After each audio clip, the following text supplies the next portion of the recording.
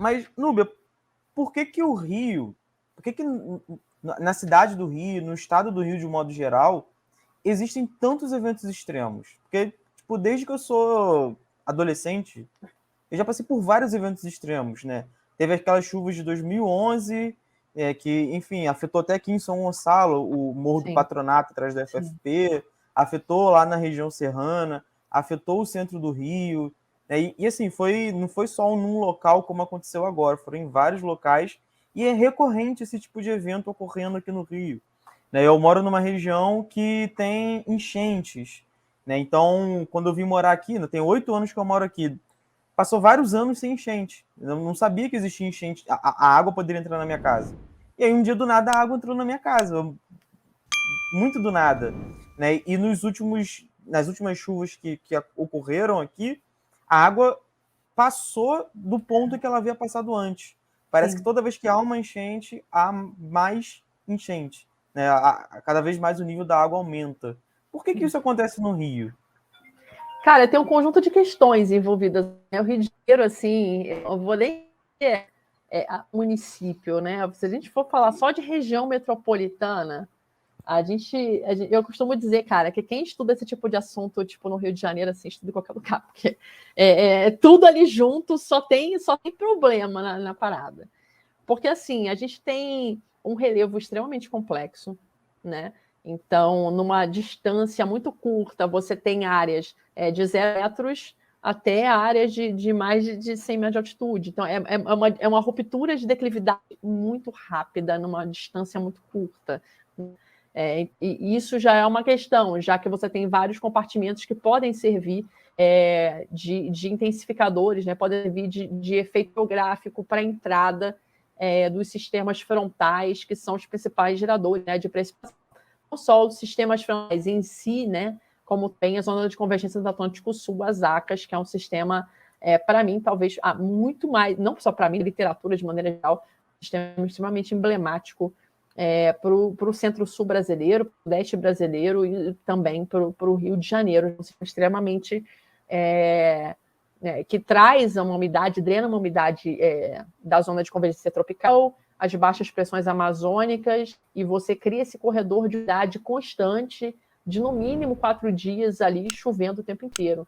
Então, não há superfície que aguente isso, ainda mais uma superfície dessa, com rupturas de declividade rápida, com uma densidade de construção, pavimentação, uma cobertura da terra altamente complexa, áreas, né, de relevo, né, como eu falei, áreas altas, mas também áreas, né, nível de 0, então áreas muito suscetíveis a alagamento, né, a inundação.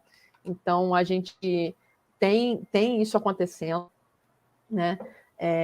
Outra coisa também são o regime de maré, principalmente para a questão de enchente, né, ajuda, porque barra a saída, você cria uma barreira, e aí, na hora de desaguar, sobretudo os cursos d'água, eles ficam represados, chove, sobe, e aí alaga tudo. Então, a gente tem uma complexidade acontecendo na região metropolitana do Rio de Janeiro de maneira geral, né? Associada, primeiro, à cobertura da terra, segundo, né, a cobertura da terra que se dá sobre uma área de relevo, tipo de solo, orografia completamente, né, complexa, né? E em terceiro, uma área que a gente tem, sim, visto cada vez mais o aumento em magnitude e frequência de eventos extremos de precipitação.